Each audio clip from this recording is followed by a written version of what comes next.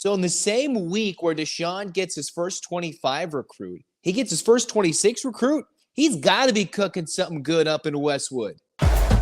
You are Locked On UCLA, your daily podcast on the UCLA Bruins. Part of the Locked On Podcast Network, your team every day.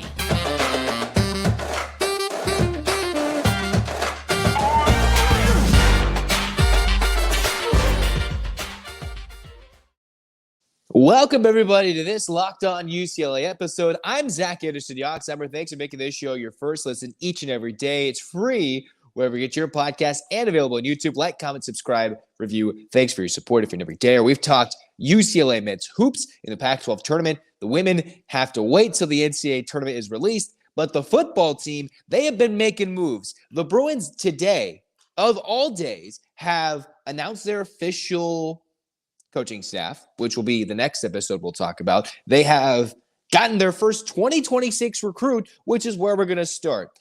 They got a commit from sophomore receiver out of Santa Margarita in Jonas Smith. Jonas Smith, who announced he is going to commit to UCLA. Yes, time is not on the scene. When a kid commits super early, regardless of whether it's to UCLA or to any other school, it's okay. They're probably going to change their mind 50 billion times, even if they stick with the same school. That's not what we're talking about. A talented young receiver who hopefully has the ability over the next couple of years to grow, play in the Trinity League, whether he flips schools or not in this day and age of high school football into college football. In between then, flips commitments, comes back, whatever the NIL situation looks like. You've got a kid who this far out is committing to UCLA. This far out. Can you dare say that? The Chip Kelly era where UCLA had interest, someone beyond the portal, beyond this very year? I don't even know if Chip Kelly actually cared about a recruit more than a year out. Yeah, they threw an offer, but a commit, a straight up got to commit.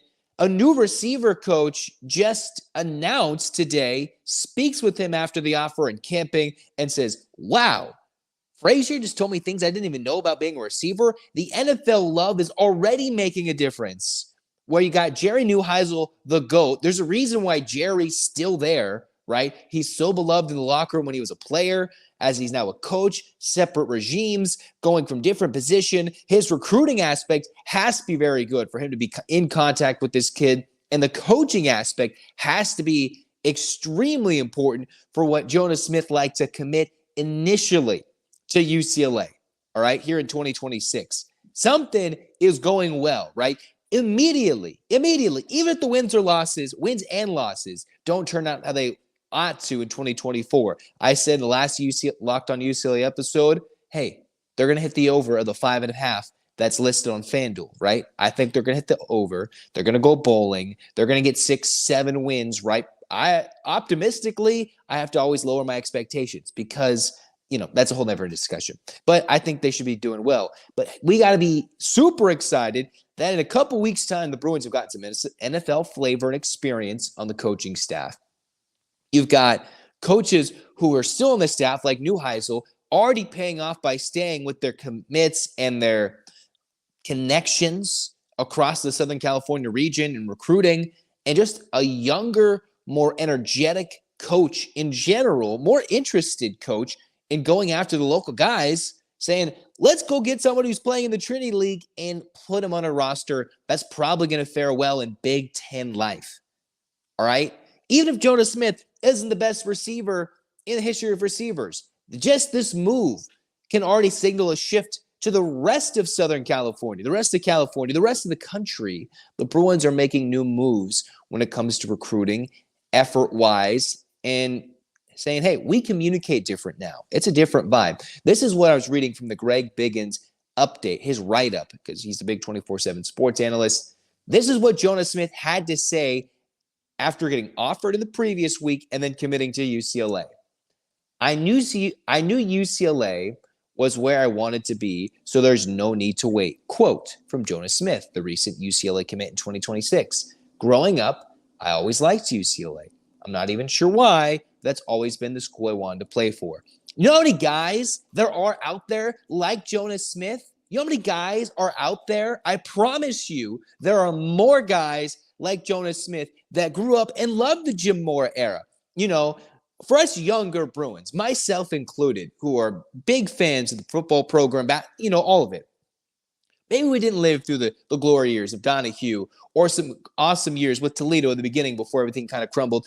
Our memories enjoy a big upset of SC, some more years, but we still love the Bruins, and they want to go.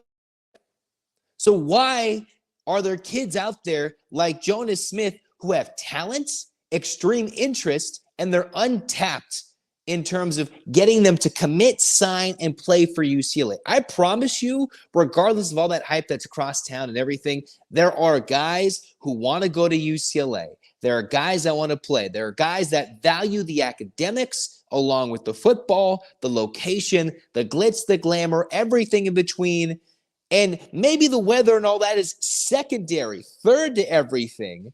There are guys who simply say, those 4 letters, that's what I want to cross my chest on my uniform, and I want to play in the blue and gold.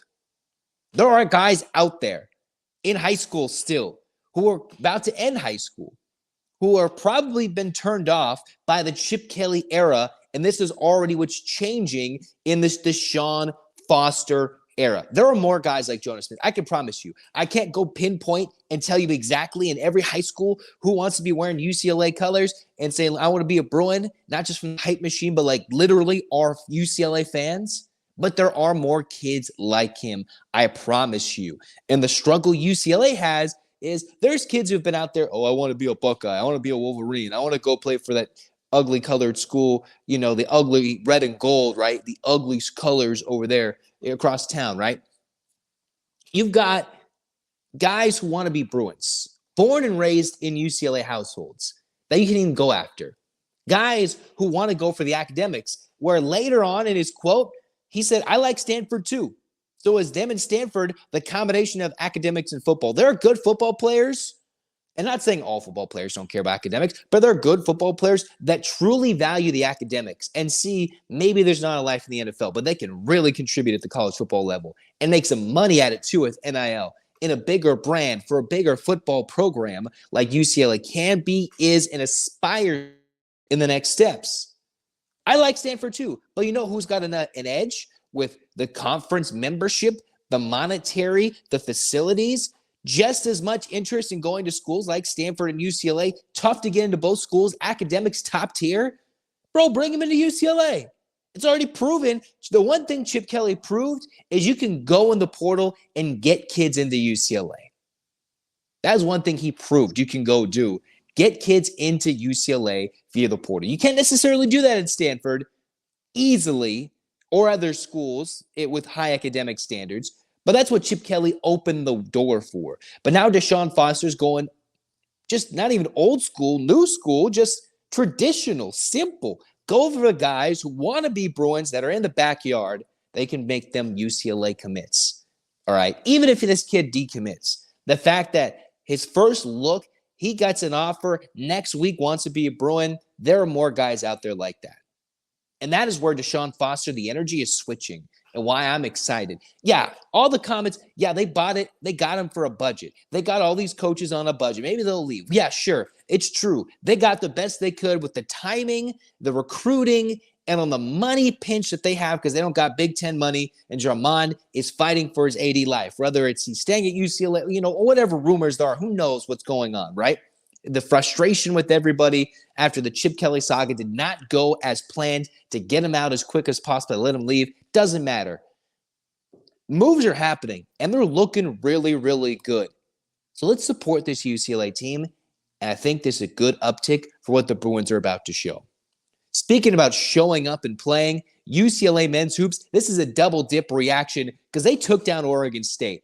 Dylan Andrews was like a man possessed in this game tonight. Now, we can't overanalyze him going crazy in the first round Pac-12 game, but when it came down, the lights were the brightest in Vegas in conference tournament time. The conference tournament capital of the world, if you will, is Las Vegas, it seems like, on the West Coast. Almost every conference tournament's in Vegas. Dylan Andrews went there and put up 30. Let's talk about it next on Locked On UCLA.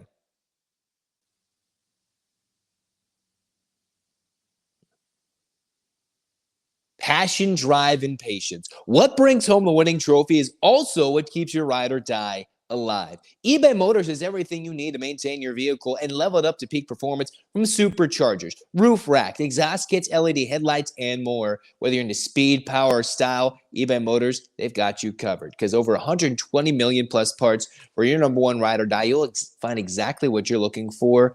And with eBay Guaranteed Fit, it's guaranteed to fit your ride. The part guaranteed to fit your ride every time, or your money back. eBay Motors, you're burning rubber, not cash.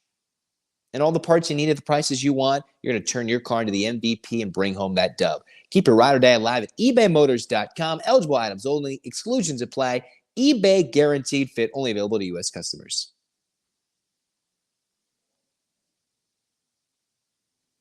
All right, second segment. Let's get right to it. I'm not sure how much we're going to linger on this, but we're going to see how the emotions go during this recording and see how it goes, because the Bruins moved on in the Pac-12 tournament. Men's basketball, which was going to be the focus of this episode prior to a commit in 2026 and the full official announcement, which we'll dive in a little deeper in the next full Locked On UCLA episode about the new coaches for UCLA football officially hired. They've already been rumored or basically confirmed, but now they're hired, and there's been the official changing of positions and coaching staffs. UCLA men's basketball, though, keeps the season alive. Gets to 500, 16-16, knocks off the 12 seed Oregon State, and the Bruins are 67-50 in the Pac-12 tournament opening round. Now, SC already beat Washington. They go to play Arizona. The Bruins, they get Oregon, a team they split. Each team won at home. I think UCLA could have won both games. Oregon could have won both games, but overall, the Bruins competed in both games against the Ducks, so they have a winning chance. That's important to move forward on a day where the Ducks have been sitting. They have rest, but the Bruins have momentum. That's the battle. Who's better? Who plays better? Momentum, rest, the day of the game. Those are the big things that are going to be important. But let's review and recap quickly this Bruin dub against Oregon State. Quick start, a little bit of a slow start, but then Bona, key in the first part of the first half, where he was dominant. I mentioned last episode, for UCLA to win this game, they need two players to score 15 or more points. Against Oregon State, the season average, I believe according to the UCLA game notes, both Bona and Andrews feasted, each averaging 15.5 points against the Beavers. And I said, you know what? Those are two guys to key on in this matchup, but also any two players need to score 15 points, and UCLA will be just fine enough offensively in this game to win it. They will. Well, what happened? Bona surged early. Andrews could not miss. 11 of 15, 7 of 9 from downtown, 4 assists, 3 steals. And what was he doing? He was not needing to share the rock because he was burying buckets from deep. 31 points, career high. Cronin says his stars need to play like they need to play when the lights are the brightest. And Stefanovic is arguably one of the most important players. Mac can be dynamic in crucial late in games or pivotal in comebacks when his free throw line, his ability to get to the free throw line is imperative for the Bruins' success. If he's hitting threes, UCLA is usually playing pretty well. But the catalyst, the Adem Bona factor, 17 points, 6 rebounds, struggled with 6 turnovers, fought off almost near foul trouble, and then Dylan Andrews. He played 39 minutes, hit a lot of threes, was unstoppable in this game, and Cronin rode him hard in this game. And think about it. This is a game they won. Stefanovic, no buckets until the final few minutes of the game. None. And when Oregon State was trying to pull through, what was it? Andrews step up casually, splashing a three. Not a rattle, not a bang, not a lucky bounce, wet. Like it was raining, pouring in Vegas. Right? Dropping threes like a bad habit, like a bad man. All right. Stefanovic, you can have your off nights. Only took 5 shots. Very quiet. Most importantly, because when someone's as hot as Andrews, Stefanovic realizes, and the UCLA coaching staff realizes, they don't need him to shoot the ball. They're going to need him later. Sebastian Mack, foul trouble pretty much with what he gave tonight. 4 personal fouls, 1 shot, missed it, 0 points for your leading scorer, and you win by double figures against a team that already beat the number 1 team in your conference, a scrappy Oregon State team. Yeah, you got nothing from Stefanovic basically for 35 minutes, 0 from Mack the whole game. But Clendon came in a little skittish to shoot the ball, but hit one, and the Bruins nickeled and dimed their way until all of a sudden it's 3-3-3 for UCLA to get the job done, right? UCLA to get the job done and win 67-57, all right? They kept Oregon State under 57. The Bruins, 14-4 now when they give up 65 or less points. When the two big guys in Andrews and Bona score 15 or more, they're going to win. I'm confident in their chances to absolutely compete against the Ducks. I think they can win, absolutely. The key is Oregon's got a lot of size, and Oregon State was getting some rebounds. The Bruins cannot let the Ducks get. Oregon also can get hot from three. Kuznard, as such, Dante, everything, right? So what is key for this matchup for UCLA, Adem Bona, if he gets into foul trouble, I think the season's done. If he's in foul trouble, the season is probably done. All right, probably done. If he's in foul trouble in this game specifically against Oregon with their size, that means I would think they're going home. The Bruins have found ways to do it before, but they're going to need a 35-minute effort from Adem Bona on a back-to-back. Now, here's the key. Dylan Andrews has suffered and dealt with cramping problems. I think pulling him out of the Villanova game late, he played 39 minutes. He's asked to play back-to-back. These are going to be the toughest games Andrews is going to be asked to play, arguably in his UCLA career, because he's fighting for a tournament berth, for pride for the UCLA jersey, for more minutes and more time next year, and to keep being a focal point of the Cronin offense and of his roster in 24-25. And he's going to be playing probably close to 40 minutes next game. I want to watch how, one, Andrews shoots. He could be liable for 4 for 15, not because he's bad, but I wonder how his body breaks down and recovers. That's important, recovers for Andrews. Because he can play strong 40 minutes, defense, assist, but I wonder what it's going to be like for UCLA if they're going to need Mac tomorrow. I specifically think Stefanovic needs a 15-point game tomorrow. He is the Bruin that needs to step up, put up a 15 to 20 piece, outplay. Cronin talks about 10% above or 10% below. It's Stefanovic next game that needs 10% above. Hitting shots like he did 5 threes against ASU. The Bruins have been shooting the three ball pretty well, above 50% against both the Sun Devils and the Beavers in their last ever conference matchups against those two teams, knocking them off. They need Stefanovic next game. Boom, get it done. Andrews, if he plays like this and is healthy enough to play back-to-back games with so much intensity, that's important. Because remember, UCLA played well against Marquette in Hawaii and played down to their competition in Chaminade after blowing him out, letting him back in, everything in between. So the Bruins have already played 3 games in 3 days, or close to it, right? I just wonder, with the season riding on it, how does Andrews' body respond? Bona, don't get into foul trouble. Nothing knuckleheaded against Oregon. And then I think this is a game where Stefanovic, it's his time to shine. They need him to score, be close to a 15-point score, get some help, and the Bruins can be on their way to victory. I'm confident, not crazy confident, but I'm not scared. I'm not scared of Oregon. Oregon's quality. The Bruins are quality. It's the 4 versus 5 seeds. Heck, all right? These are two teams that are pretty even. I would think a little different in some ways or another. Don't fall victim to the Oregon pressure, because we saw how UCLA struggled against it the first time, and when they blew that huge first half lead in Pauley. So handle the pressure, handle the moment, use the momentum, and bowl through the Ducks and get to a Pac-12 semifinal. The Bruins extend the season for another day, and we can keep talking about them, and we'll see if they can hold on to the dream until Selection Sunday. That's it for Locked On UCLA. I'm Zach signing off. Subscribe, like, review, comment. What are your thoughts about the Bruins basketball team? What do you think about the recruiting so far for DeShaun Foster? First recruit as a head coach commit, and his first 26 commit. I think he's on fire. Hands up, Bruins fans. 8 clap time, baby. And 1, 2, 3, 4, 5, 6, 7, 8. UCLA. UCLA, fight, fight, fight. This has been Locked On UCLA. Zach signing off. Go Bruins.